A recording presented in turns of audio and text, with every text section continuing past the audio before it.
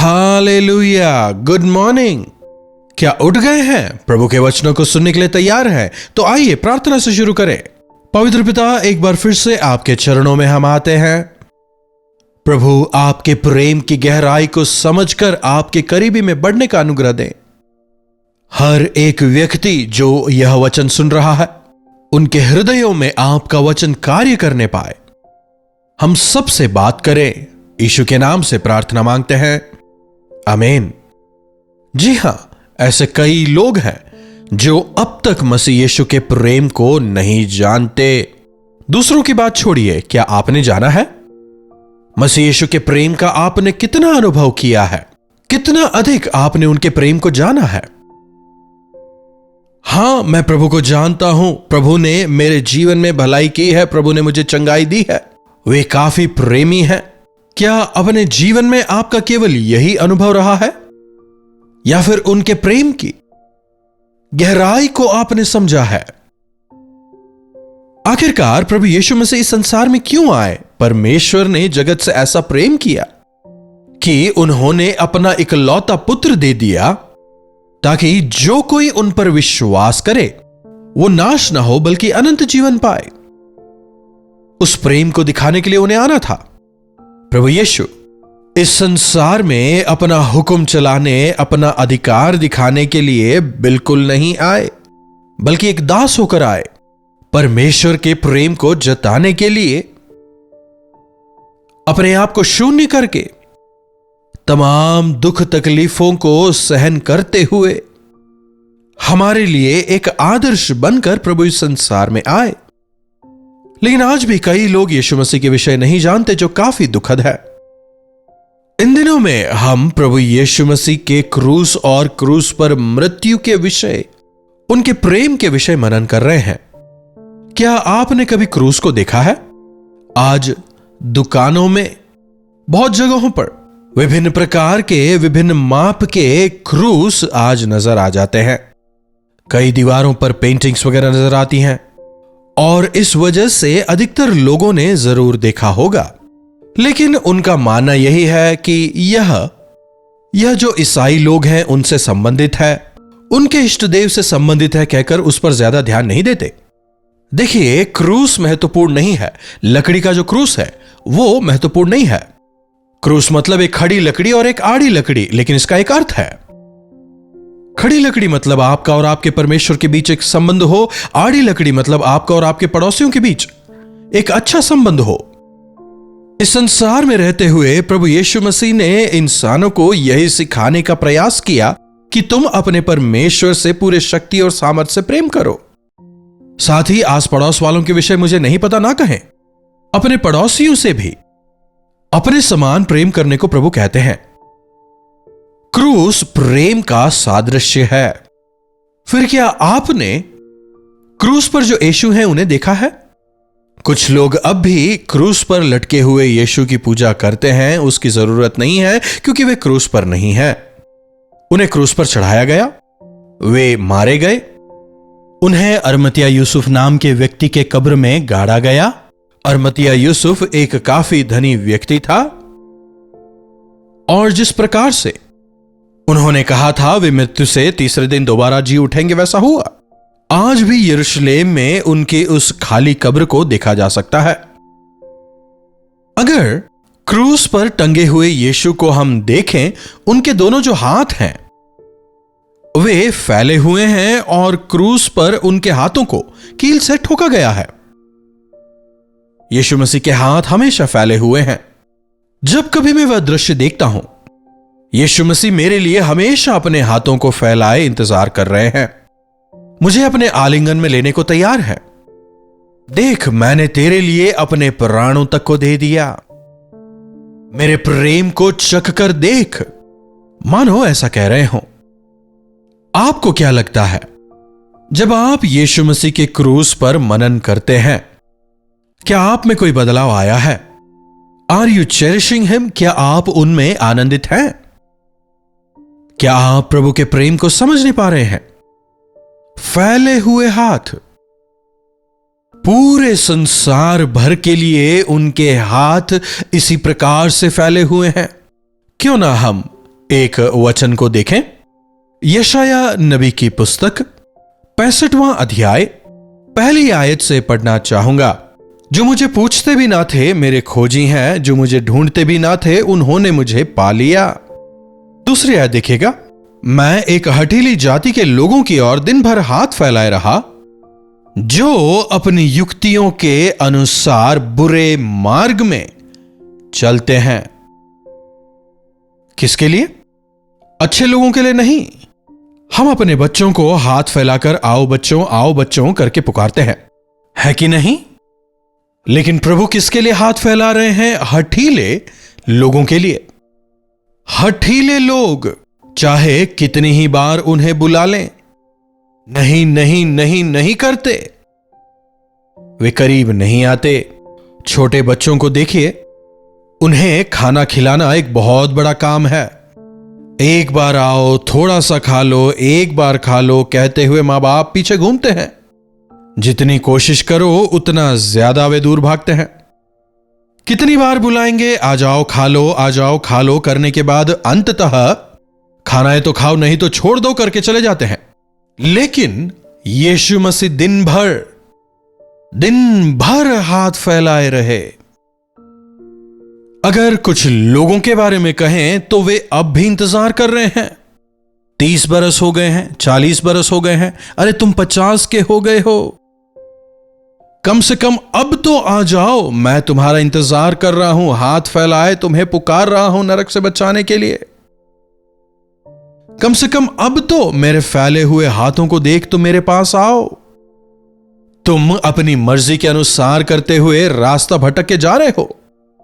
जुआ खेलकर पैसा कमाने की कोशिश करते हो, ऑनलाइन बेटिंग करके पैसा कमाने का प्रयास कर रहे हो, शराब के नशे में जीवन बिता रहे हो, अपने प्रयास कर रहे हो पैसा कमाने के लिए, जीवन में आनंद पाने के लिए, अपनी कोशिशों से कुछ ना कुछ करने का प्रयास कर रहे हो, लेकिन वे कुछ भी सफल नहीं होने के। फिर अंततः निराश हो जाते हो, हताश हो जाते हो। प्रभु कहते हैं मुझसे अलग होकर तुम कुछ नहीं कर सकते।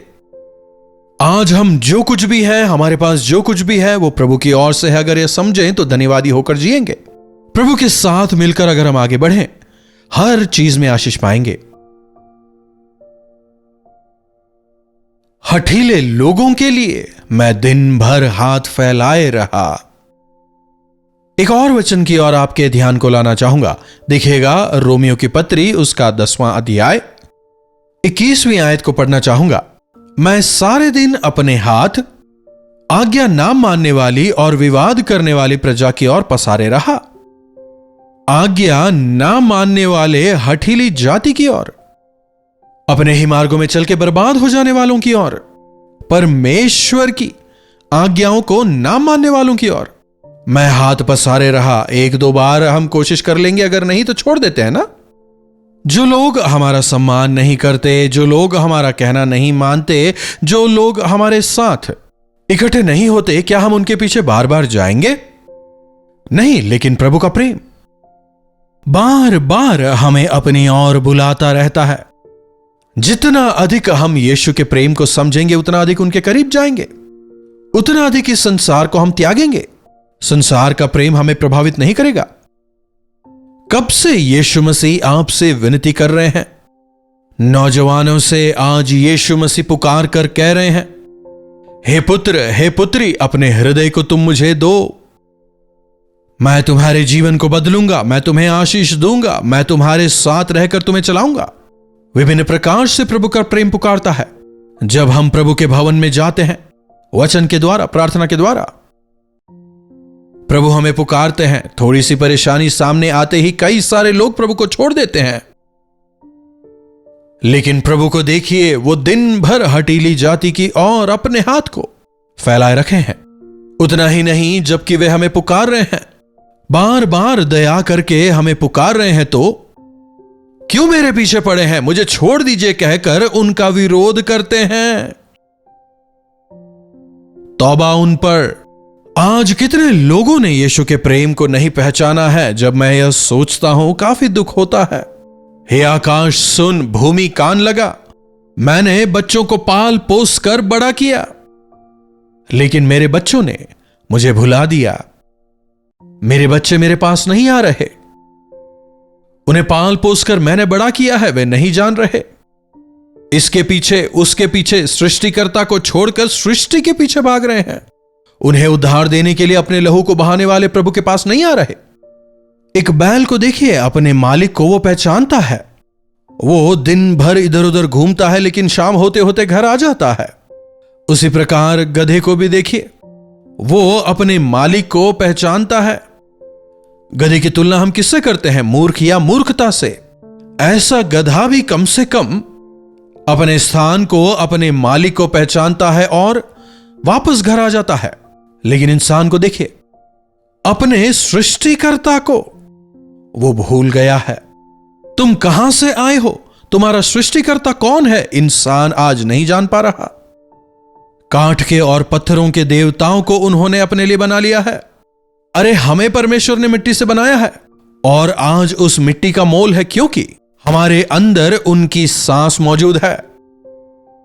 हमें जीवन देने वाले के पास जाने के बजाय इस संसार में जीवन को तलाशने का प्रयास करते हैं। मेरे सृष्टिकर्ता को छोड़कर इस संसार में मैं कुछ भी क्यों ना कर लूं, वह सब शून्य है। जिस दिन यह समझेंगे, धन्य हो जाएंगे। इस संसार की जिंदगी के बाद एक अनंत जीवन है। क्या आप इस बारे में जरा सा भी विचार करते हैं? परमेश्वर कौन है, क्या आप जानते हैं? यीशु मसीह ने मेरे लिए क्या किया है? पूछने वालों, एक बार उस क्रूस की ओर अपनी नजरों को उठाकर देखें। आज आप जो कुछ है उनकी वजह से है। आपके पास जो है उनका दिया है। आप उन्हीं की सृष्टि हैं। अगर आपको लगता है आपने जो कुछ किया है आपकी समझ से किया है, तो यह बहुत बड़ी मूर्खता है। दिन भर प्रभु हाथ फैलाए हैं, हठीली प्रजा के लिए हाथ फैलाए खड़े हैं। कितने सारे गुड फ्राइडे निकल गए हैं, कितने सारे ईस्टर्स निकल गए हैं। अरे बाइबल में कहां गुड फ्राइडे है, ईस्टर है, क्रिसमस है? क्या ऐसा कह रहे हैं? सुनिए, बाइबल में यकीनन गुड फ्राइडे, ईस्टर, क्रिसमस नहीं है, लेकिन मसीह यीशु का क्रूस तो सच्चा है, मसीह यीशु का प्रेम तो सच्चा है। तो उसे आप क्यों ठुकराते हैं? अगर आपके मन की आंखें नहीं खुली, आप मसीह के प्रेम को नहीं पहचानने पाएंगे। क्यों ना कम से कम अब आपके लिए अपने प्राण देने वाले, अपने हाथों को फैलाकर आपको पुकारने वाले यीशु की आवाज को आप सुने। प्रभु की ओर आप मुड़े। Turn back. रिपेंटेंस का मतलब, मन फिराव का मतलब, आप अपनी इच्छा अनुसार एक दिशा में बढ़ते चले जा रहे हैं। हां, सब ठीक है, अच्छा ही चल रहा है, सब बढ़िया है कहकर बढ़ने वालों को देखिए, बढ़ते बढ़ते कहीं जाकर वे स्टक हो जाते हैं, कहीं ना कहीं रुक जाते हैं। Turn back to the lord. महाज्ञानी सुलेमान स्वयं कहता है कि तुम चाहे कुछ भी करके देख लो, सब कुछ व्यर्थ ही है। अपने प्राणों को, अपनी आत्मा को बचाए बिना आप इस संसार में कुछ भी क्यों ना कमा लें, सब व्यर्थ ही है। आपका एक एक दिन, आपका प्राण, आपका भविष्य जिनके हाथों में है, अगर आप उनकी ना सुने तो आप पर हाय। यीशु के क्रूस पर मनन करें। कैसा महान और गहरा मसीह का प्रेम है, आप समझेंगे। मसीह यीशु का प्रेम हमें तलाशता है, हमारा पीछा कर रहा है। वे चाहते हैं कि हम उनके पंखों तले सुरक्षित रहें। इसीलिए उन्होंने अपने हाथों को फैलाए रखा है। यीशु पुकारना काफी है, वे अपने आलिंगन में आपको ले लेंगे। जब वो उड़ाव पुत्र वापस आता है, उसका पिता उसे अपनाता है, उसे नहलाता है, धुलाता है, नए कपड़े देता है, अंगूठी देता है। मेरा खोया हुआ पुत्र मुझे मिल गया, और बड़ी जेवनार करता है। उसी प्रकार से स्वर्ग से प्रभु यीशु हमारी ओर देख रहे हैं। इस आत्मा को अनंत आग से बचाने के लिए जो कुछ मैं कर सकता था मैंने कर लिया है, फिर भी यह हठीले होकर अपने मार्ग में चल रहे हैं। क्यों नहीं तुम मेरे पास आते कहकर प्रभु पुकार रहे हैं, वे बुला रहे हैं। अगर आपने मन नहीं फिराया है तो क्यों ना मसीह यीशु के प्रेम को अपनाएं। आपको एक नया जीवन देने के लिए प्रभु यीशु तैयार है। प्रार्थना। पवित्र पिता, आपका धन्यवाद प्रभु, जबकि हम इन दिनों में आपके क्रूस पर, आपके क्रूस की मृत्यु पर, आपके क्रूस पर दिखाए प्रेम पर मनन करते आ रहे हैं, अपने वचनों द्वारा नए प्रकाशन देने के लिए तहे दिल से हम आपके शुक्रगुजार हैं। ओ प्रभु, हमारे हट के बावजूद आप आज भी अपने हाथों को फैलाए हमें पुकार रहे हैं। अपने आलिंगन में लेने के लिए प्रभु आप आज भी तैयार हैं। हमारी मदद करें कि हम आपके प्रेम का तिरस्कार ना करें, बल्कि आपको अपनाते हुए आपके प्रेम के सामर्थ्य में आगे बढ़ने का अनुग्रह दें। यीशु के नाम से प्रार्थना मांगते हैं, आमीन। अब हमारे पिता परमेश्वर का प्रेम, प्रभु यीशु मसीह का अनुग्रह, पवित्र आत्मा की संगति और सहभागिता हमें से प्रत्येक के साथ आज, कल और सर्वदा बनी रहे, आमीन। प्रभु परमेश्वर की महिमा हो। अपने प्रार्थना विषयों को आप हमें 9884907779 पर व्हाट्सएप वॉइस मैसेज या टेक्स्ट के जरिए भेजें। हम आपके लिए प्रार्थना करेंगे, प्रभु अवश्य चमत्कार करेंगे। चैनल को लाइक, सब्सक्राइब और शेयर जरूर करिएगा। इन्हीं वचनों के साथ आज मैं आपसे विदा लेना चाहूंगा। प्रभु आपको आशीष दें। हालेलुया। दिल्ली और आसपास के रहने वाले तमाम लोगों के लिए शुभ संदेश। अगर प्रभु ने चाहा तो मार्च 26 तारीख को छुट्टी है, इसलिए दिल्ली और उसके आसपास रहने वाले आप सबों के लिए हम एक गेट टुगेदर का आयोजन कर रहे हैं। चाहे हिंदी बोलते हो या फिर आप तेलुगु या दूसरी भाषा बोलते हो, आप जरूर आएं। अगर आपने टीवी या सोशल मीडिया के जरिए प्रभु के वचनों को सुना है और आशीष पाया है, तो हम चाहते हैं कि हम आमने सामने आपसे मिलें और आपके लिए प्रार्थना करें। विशेषकर परीक्षा लिखने वाले बच्चों के लिए प्रार्थना करना चाहते हैं। 26 तारीख दिन में 2 बजे से लेकर 5 बजे तक और फिर शाम को 6 से लेकर 10 तक 2 अलग अलग सेशंस होंगे। पता नोट कर लें, YWCA Constantia hall, gate number 1, Gurudwara Bangla Sahib, Ashok road, Delhi. अगर आप अधिक जानकारी चाहते हैं तो इस QR कोड को आप स्कैन कर सकते हैं या फिर आप 8939393939 नंबर पर व्हाट्सएप या कॉल भी कर सकते हैं। मुझे यकीन है आप जरूर आएंगे। हम सब मिलकर प्रभु से सुनेंगे, संगति करेंगे, प्रार्थना करेंगे और मिलकर प्रभु में बढ़ेंगे और एक नई बेधारी का अनुभव करेंगे।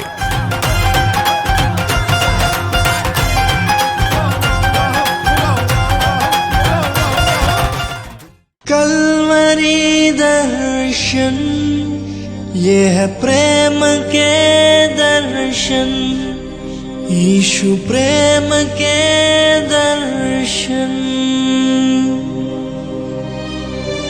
कलवरी दर्शन, ये है प्रेम